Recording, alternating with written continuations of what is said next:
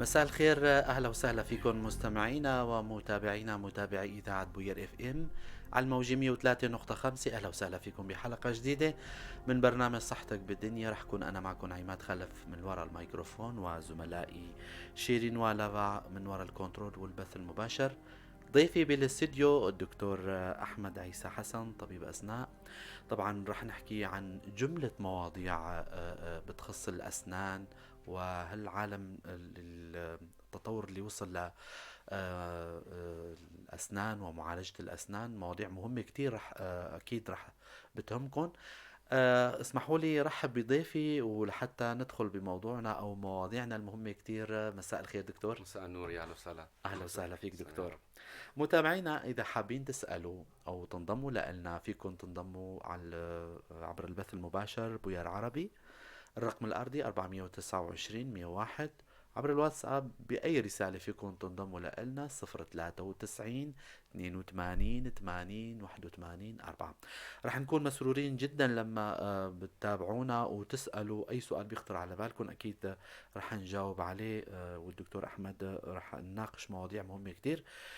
طبعا مستمعينا، ورح نتوجه بالسؤال أو لندخل بموضوعنا.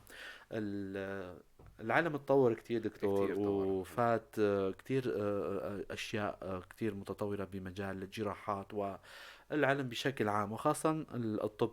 وبمجال السنية كمان يعني واكب هالموضوع هذا، وصارت في كتير أمور آه، خلينا نقول ان عندنا كماليات يعني ربما. فلو تحكوا لنا دكتور عن الابتسامة السنية، الشغل الشاغل للناس، وبالاخص الفترة حتى الأخيرة. حتى بالفترة الأخيرة مثل ما ذكرت، حتى الشباب صاروا مقبلين على الموضوع هذا. لمحة عن الابتسامة السنية دكتور. بالبداية يعطيكم العافية، أهلا وسهلا فيك بشكركم دكتور. لحسن الاستضافة، أستاذ عماد شكرا كثير والكادر لكم. الموجود عندنا. البداية الابتسامة السنية أو الابتسامة المثالية هي صارت، فينا نقول كانت كماليات مثل ما قلت. هلا شوي شوي عم تصير أساسيات الحياة. عم تشوف كتير أشخاص يعني عم ينحرجوا من موضوع الابتسامة، أو لما بيكون مكان عام. حتى في كتير ناس صارت انه تهتم بهالمجال كان من ناحية جمالية، من جمالية الوجه تعتبر. تماما. آه، تجميل الأسنان أو الابتسامة بشكل عام هي أي عملية أو إجراء تجميلي. مهم. إجراء تجميل للأسنان تهدف للمحافظة على البنية السنية بالدرجة الأولى، تماما. إذا في مجال. بل إذا في مجال للمحافظة على البنية السنية.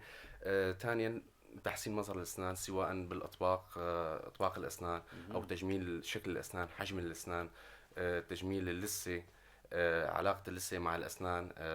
عندنا كتير مجالات أكيد دكتور، لهالابتسامة. عملية التجميل أو هالمواضيع اللي هي ما بتأثر على وظيفة السن كوظيفة؟ بغض النظر عن الوظيفة تماما. بتأثر كتير. أها. يعني في الواحد لما بده يعمل تجميل أسنان، في كتير عادات غذائية أو مهم. عادات نحن بنسميها علميا عادات سيئة نعم. لازم يتغاضى عنها. يعني عادات غذائية، أكل قاسي، نعم. أكل كتير كتير طري، يعني مثل ما بيقولوا العلكة أو المسكة. مهم. بتأثر كتير مثلا على التلبيس، على القشور الخزفية، حلو. على الفينيرات، على التلبيسات. مهم. أطعمة القاسية مثل ما قلنا عادات غذائية سيئة. تماما. ملونات، شاي، قهوة، مثل متى، حموض، كولا. كولا تماما. وما معناها. والدخان دخان وثاني. أكيد طبعا بالدرجة الأولى. تماما. دكتور، لنفوت بصلب موضوعنا اللي هو محور لقائنا. طرق تجميل الأسنان، لو طرق تجميل تحكي لنا عنها. الأسنان مثل ما حكينا في كتير طرق لتجميل الأسنان. بتعتمد بالدرجة الأولى مثل ما قلنا المحافظة على النسج السنية. حلو. مثلا في مرضى بيجوا لعنا كحالات، بيكون عندهم فتل أسنان، ميلان أسنان، عندهم الفك السفلي ميلان الأسنان. هي بتعتمد على البعد العمودي بالمعنى الأكاديمي. نعم. بهالحالة نلجأ للتقويم. أيوة. يعني يعني لا بنبرد من السن ولا بناخد من السن، لا نسحب عصب. خلص انه عندك فتل بالاسنان، تعمل تقويم اسنان. الحل الأمثل الحل هذا. الامثل، اول حل مهم. الجيد حلو. لمشكله حل رسف الاسنان او ميلان الاسنان. احيانا في مرضى عندهم عادات يوميه، عادات سيئه مثل الكز، صرير الاسنان. بيصير ليلى. مسح أثناء النوم ما هيك بتكون؟ بالنوم تماما. مهم. بيصير عنده مسح بالاسنان مثل ما قلنا هلا قبل شوي. الحموض بتعمل تآكل للأسنان. ايوه. الحموض يعني بتشيل مين السن. بهالحالة بصير سحل اما معمم او موضعي على كم سن. بهالحالة كمان التقويم بيكون ملجأ له او التلبيس يعني تيجان تجميلية او قشور خزفية تجميلية. عندنا كمان إلا استطبابات إلا مضادات استطباب. أحيانا الأسنان تكون كتير مايلة، بسبب هالميلان بتصير انسحاب يعني تراجع باللثة. بعد كل هالعملية جديد نلجأ لقشور الخزفية والتيجان التجميلية. تماما. أي. تاني حل عنا في عنا حالات كتيرة ويعني حوالي 20-30% من المرضى بيعانوا من مشكلة الابتسامة اللثوية. ايوه. الابتسامة اللثوية هي عبارة عن كيف بدي أقول لك إياها بالعامية، إنه المريض الواحد لما بيحكي بيظهر عنده مسافة اللثة أكثر من حجم الأسنان. اها. هالحال بصير عنده مشكلة إنه جمالية. مشكلة جمالية. ما فينه لا يحكي لا يضحك بيعاني من هالمشكلة. الابتسامة اللثوية مثل بالمعنى الأكاديمي الابتسامة اللثوية من 0 إلى 4 ملي بيكون لما ظاهر من لثة الأسنان. هي المشكلة بتسمى ابتسامة لثوية، سواء الفك السفلي أو الفك العلوي. يعني جزء ظاهر من اللثة بيكون أكبر من الجزء الظاهر من تاج السن. تاج السن بالمعنى هو الجزء الظاهر من السن. تماما. الأفضل من 0 إلى 2 ملي بيكون ظاهر. والمظهر الجمالي لما يكون 1 ملي أو مو ظاهر من اللثة. تماما. دكتور، بهالحالة بالموضوع الابتسامة اللثوية خلينا هيك شوي مم. قليل عم يناقشوا هالموضوع من الأطباء أي. السنية أو يتطرقوا لهالموضوع هذا. يعني كيف بتعالجوا هالحالة هاي إذا كان مريض عنده موجودة هالحالة هاي؟ موضوع الابتسامة اللثوية موضوع معقد نوعا ما، إلا آه. أكثر من حل.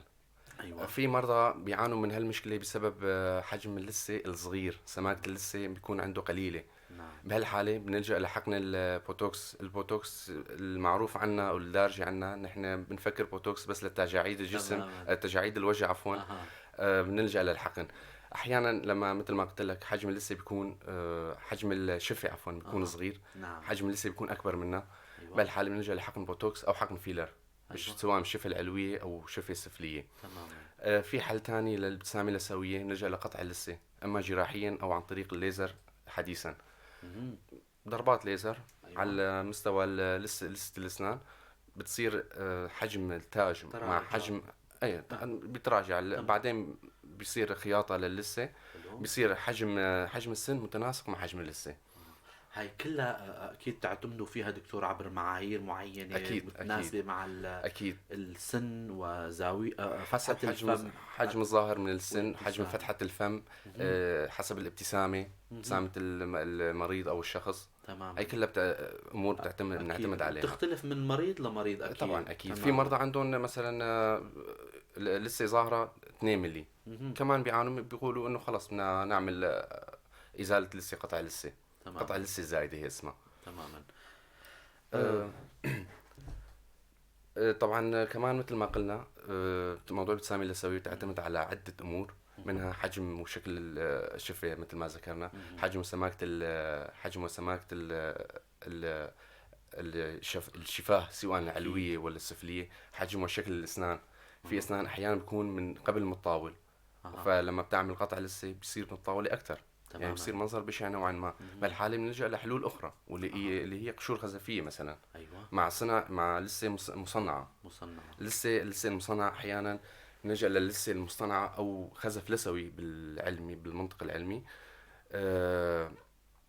الخزف اللثوي ينعمل لما بيجي لعنا مريض بيكون عنده فقد بالأسنان قديم، يعني فقد بيكون مقلوع السن من 4-5 سنين. بيصير عنده كحالة فيزيولوجية تراجع بالنسج العظمية. أيوة. وتراجع باللثة. بهالحالة بنلجأ لتصنيع اللثة. شكل فراغ. أيوة تماما. لما بنعمل جسر مثلا وبيكون عنده من قبل الحجم اللثة متراجع والنسج العظمية متراجعة، فبيكون منظر بشع نوعا ما. بنلجأ للخزف اللثوي. شيء يتناسب مع الأسنان. شيء بيتناسب مع الأسنان مع الابتسامة حتى. أكيد. أحيانا بنحطوا زرعات، مع الزرعات كمان بنعمل الخزف اللثوي معها. تماما. حابب أذكر مستمعينا للي عم يسمعونا ضيفنا بالاستديو الدكتور أحمد عيسى حسن، طبيب أسنان أخصائي سنية.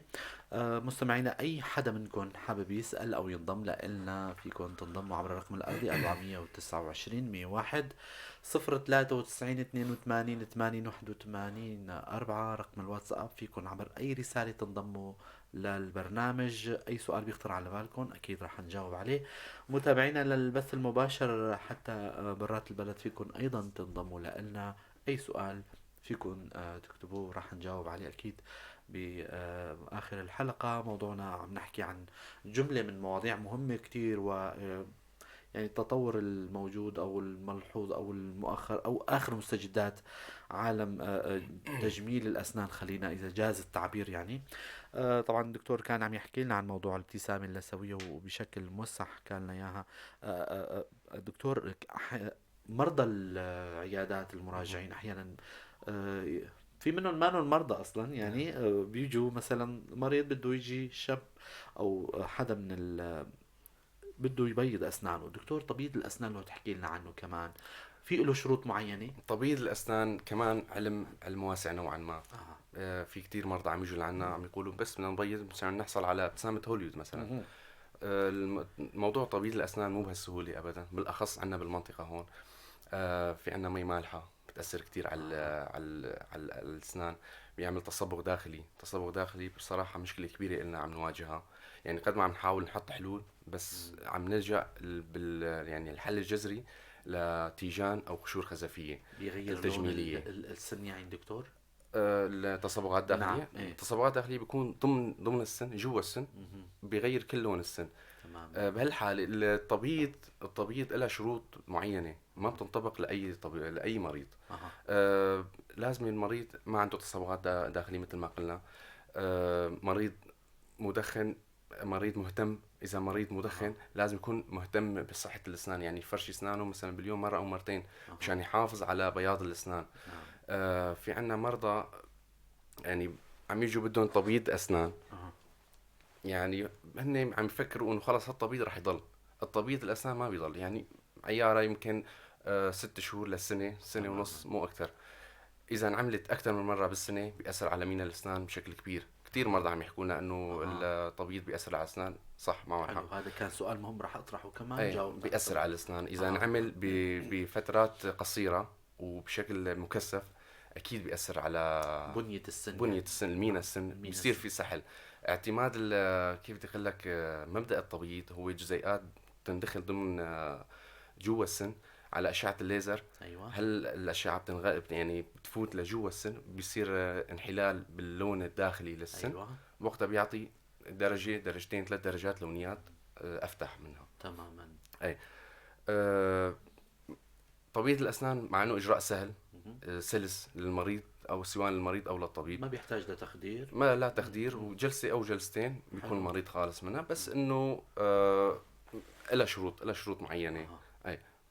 تماما. دكتور لو تحكوا لنا عن موضوع الحشوات التجميلية أيضا، هو كمان أيضا من أحد المواضيع اللي يعني تنطوي تحت تجميل الأسنان. الحشوات التجميلية أو حشوات الكومبوزيت نحن بنسميها أيوة. كعلمية. حشوات ضوئية بسموها أحيانا الناس. هالحشوات أحيانا انسداد يعني لحل مشكلة الفراغ بين الأسنان الأمامية. مهم. وقتها بنلجأ لشوية سحل من السن مع مادة مخرشة ونحط الحشوة. مهم. بيرجع يعني بيرجع المنظر حلو كتير أها. طبيعي. بس بدها اعتناء كبير من قبل المريض. اعتناء تماما. كبير سواء مثلا بالفرشاية، كعادات عادات غذائية مثل ما قلنا قبل شوي. بدها اعتناء كبير من المريض. لازم يكون في فرشاة على الأقل باليوم مرة أو مرتين. مهم. الأكل القاسي، الأكل الطري جيد. كتير مهم. بيأثر كتير على الحشوات التجميلية. مع إنه حل مرضي كتير وحل يعني أسهل نوعا ما من حل القشور الخزفية والتيجان التجميلية. تماما. رح ذكر مستمعينا للي عم يسمعونا هلا، انتم عم تسمعوا برنامج صحتك بالدنيا. ضيفي بالاستديو الدكتور احمد عيسى حسن، طبيب اسنان. عم نحكي عن مواضيع، جملة مواضيع بتخص تجميل الاسنان وطرق تجميل الاسنان، الابتسامة السنية. مستمعينا للي حابب ينضم لنا 429 101 رقمنا الأرضي. الواتساب 093 82 80 81 4. البث المباشر بوير عربي. عبر أي رسالة فيكم تنضموا لنا وتسألوا. طبعا موضوعنا هو بخص مجال الأسنان كل شيء جديد بعالم الأسنان. دكتور، يعني ربما هل هالشيء هذا ملحوظ انه صارت قبل كان المريض بيعاني من مراجعة الطبيب مم. السنية أكيد. اكثر مرة من مرة ومرتين ومرتين، وثلاثة. وربما آه، بكل شيء صار في عصر سرعة مم. وتحديث وتطور. بنلاحظ انه كثير انه في عند الطبيب الفلاني انه بجلسة كذا. يا ترى ما مدى مصداقية هالحكي هذا؟ او تحكونا يعني صار فيكم المريض بكم جلسة، مريض التلبيس او الفيلر او هالامور هاي، لو تحكوا لنا عنها. هالأمور بيضل على هالأمور بصراحة معقدة، بيضل تماما. على فضاوة الطبيب، بيضل ايوه. على المريض اها. مدى التزامه بالجلسات السنية. مثلا عندك موعد بكرة، تلتزم أو ما تلتزم. تماما. على الطبيب أحيانا في عندنا مرضى بيكونوا مثلا عنده حالة طارئة، بده يخلص مثلا قبل اسبوع، بده يخلص بعد اسبوع، بعد اسبوعين. تماما. بهالحالة بنلجأ لمواعيد، يعني مواعيد فضاوي مهم. للطبيب. آه، بيجي لعنا على حسب الحالة. مثلا أحيانا صاحب العصب ما فينا نشتغل كلها بجلسة واحدة اها. مثلا. هذا هو أي صلب السؤال يعني. التلبيسات والتيجان فينا نشتغل كلها بجلسة واحدة، ايوه. بس يعني مدة عمل كتير طويلة بتكون ايوه. ساعتين 3 ساعات. حلو. حسب يعني حسب حالة المريض. أحيانا في قلوعات نحن عم ننطر أسبوعين 3 أسابيع لبين ما يطيب مكان القلع لتشكل ايوه. الخسرة. اذا كل سن وكل كل حالة. حالة لها مدة معينة. أحيانا في مرضى مثلا تجميلي مهم. 3 جلسات 4 جلسات بيكونوا خالصين من خالص. كامل تجميل الأسنان، تماما. حتى سواء كان السفلي أو العلوي. ايوه. حاليا نحن عم نلجأ لتجميل الأسنان بدون سحب عصب. هاي كيف قبل هاي، لو تحكوا لنا عن هاي دكتور. قبل كان في عنا انه خلص اي سن بيتلبس لازم ينسحب العصب. هلا تماما. حاليا ما عاد، يعني حسب، يعني كمان بضل حسب السن، بس اذا الحاله تجميليه والعصب بعيد عن السطح الخارجي للسن، فالحاله ما بنلجأ لسحب العصب. يعني مهم. اذا صار سحب عصب السن يعتبر ميت. اي ضربه لا سمح الله، اي مم. شكل، اي قوه خارجيه غير تماما. مدروسه، يمكن ينكسر السن معها، ينكسر السن مع التلبيس. بس لو كان السن غير مسحوب العصب، السن بيضل فيه حيويه، بيضل فيه قوه. اه. ايمت ما فينا نغير التلبيس، ايمت ما فينا نغير القشور الخزفيه. ايوه. بس الاهم انه السن بيضل حي وليس ميتا. اها. أه، هلا بالفتره الاخيره صرنا سنتين 3 سنين عم نشتغل تجميل اسنان بدون سحب عصب. ايوه. في مرضى عم يشتكوا باول فتره، اول شهر، اول شهرين، انه في حساسيه على الاسنان. بس على الحساسيه مع الوقت بيروح بتروح. مع تشكل لسه فوق التلبيسات، فوق التيجان. هالمشكله، هالحساسيه بتقل شوي شوي لبين ما تروح كلها. تماما. موضوع خوف المرضى دائما من زيارة طبيب الأسنان هي موضوع الموضوع دارج كتير. التخدير. تمام. فهل الموضوع انحل أكيد؟ انحل اكيد، ايه. باعتبار صار ما عاد بده اكيد. سحب عصب. تماما. هو كان موضوع سحب العصب مزعج نوعا مزعج ما، كتير ولا للمريض. جلسات. هلا حاليا عم نشتغل سحب اعصاب جلسه او جلستين تماما. بالفتره الاخيره بعد دكتور، لو شوي تحكون عن موضوع الزروعات، يعني مؤخرا كمان موضوع الزرع أيضا صار موضوع مهم كتير، يعني دارج كتير أيضا. ايمت المريض بيلجأ او الطبيب يلجأ لانه هالمريض هذا انت بحاجة لزرع وما عاد فيك تستمر؟ بفقد الاسنان. عندنا الاسنان مقلوعه. اها. اول حل المحافظه، يعني المبدا الاول بطب الاسنان المحافظه على النسج السنيه. تماما. اول خيار نحن بنلجا له هو الزرعات. ايوه. لما بيكون عندنا جسر مثلا، نحن بدنا نحط جسر فيه سن او سنين 3 اسنان مقلوعين ايوه. او منخورين بدهم قلع، بيصير في فضاوه. بهالحاله نحن عم نحضر السن اللي قبله، نحضر السن اللي بعده مشان نحط جسر. ايوه. لما يكون في زرعات، هدول الاسنان ما بنلمسهم نهائيا. بنحط زرعه زرعتين، بنحط عليهم تلبيسات. تمام. هي المبدا الاهم بالزرعات هي المحافظه على النسج السنيه. في عندنا حالات ما بتطلب الا زرعات حتما، تمام. مثل حالات الفقد الخلفي. حالات في حالات تجميلية مثلا أمامية ما بيطلب إلا زرع. بعدها في يعني من عملها خزف لثوي مثل ما قلنا. ايوه. بالحالة الحل الجمالي بيكون كتير حلو. والأفضل يعني الأفضل المحافظة على النسبة السنية للزراعات. تماما. دائما من خلال نقاشنا اذا حضرتكم او جميع الاطباء بيلجوا انه يحافظوا على بنية تماما السن تماما الاساسي تماما. والسن الحي. السن الحي أهم شيء، تماما. إنه السن يعني إذا انسحب العصب السن يعتبر ميت ميت بكل معنى الكلمة. وضعيف يعني ربما. وضعيف، هش، بيصير هش السن. حتى هذا ذكرنا قبل شوي بحالات الحشوات. اها. حالات الحشوات كمان نلجأ لها هي كمان مشان المحافظة على النسج. تمام. الحشوات المو عميقة، الحشوات الضوئية، حشوات تجميلية بنحط للنخود التسوسات المو عميقة، ايوه. تسوسات سطحية. اها. وقتها بنلجأ لتجميل السن مع حشي السن اها. بحشوة ضوئية أمامية تجميلية، مشان تماما. المنظر كمان ما بيكون مزعج، منظر اكيد. تماما. جيد نوعا ما للمريض. مستمعينا باب الأسئلة مفتوح لكم 429 101 رقمنا الأرضي 093 82 80 81 4. أيضا للي حابب يكون برات البلد عبر البث المباشر فيكم تنضموا لنا عبر أي سؤال، أكيد رح نجاوب على سؤالكم. لقائنا طبعا ممتع كتير وشيق كتير ومعلومات جدا مهمة كانت. الدكتور أحمد حسن هو يعني كان ضيفنا بالاستديو. رح نختم لقائنا من عند الضيف بمجموعة من النصائح لمرضاكم دكتور دائما عبر منبر بوير. والبرنامج برنامجنا هو توعوي أكثر مما هو يعني نصيحة لمرضاكم، مرضى السنية بشكل عام. تفضل. النصيحة الأهم لكل المرضى هو الاعتناء بالأسنان. من هو وصغير، يعني عندك بنت أو ولد صغير، بتعلموا على فرشاية الأسنان، هي أهم شيء. من صغر لو يتعلم الطفل على فرشاية الأسنان، على الاعتناء بالأسنان، الأكل كيف بدي أقول لك، السكريات. أيوة. السكريات تأثر كتير على الأسنان. أها. ما عم يعني ما عم نقول انه نحن ضد السكريات، لا، انه تاكل سكر، تاكل شو ما بدك، بس اهم شيء تنظف الاسنان بعد كل عمليه هضم او اكل. أها. يعني عندما لما بتستعمل الاسنان في يعني بصير في حشي، في اكل جوا بقايا الاسنان، يعني. بقايا اسنان، مهم. فضلات طعام. مهم. هي اهم شيء.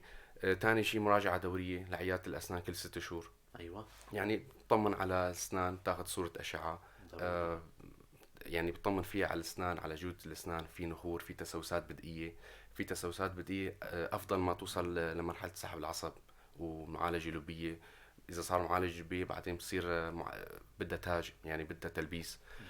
آه، هدول نصائح الاهم تماما. للمرضى. انه في احيانا في مرضى عم يجوا لعنا مهملين، انه خلص هاي نقطة راح تمام. الوجع، ما عاد مهم. يراجع العيادة. مهم. بصير بيهمل السن وبيخلص حاله منها، انه خلص ما عاد في وجع، خلص ما عاد بدي راجل. تماما. بهالحالة بتصير عنا خراجات، أها. بتصير عنا بعدها وجع قوي اكثر من تماما. الاول. وربما يكون الحل يعني والعلاج يعني فقد فرصته للعلاج ربما. تماما أكيد تماما، أكيد. بيكون بيفقد الفرصة إلا بين ما توصل لمرحلة قلع الأسنان. مرحلة تماما. قلع الأسنان هي مرحلة نهائية لمعالجة تماما الأسنان. للأسف. شكرا للاستضافة الحلوة دكتور شكرا أحمد لكم. عيسى حسن أخصائي سنية. شكرا للاستضافة تسلم الحلوة تسلم، والمعلومات شكرا لكم. القيمة. متابعينا ومستمعينا شكرا لحسن استماعكم. على أمل نلقاكم الأسبوع الجاي بحلقة جديدة وضيف جديد. ضلوا بخير وسلامة.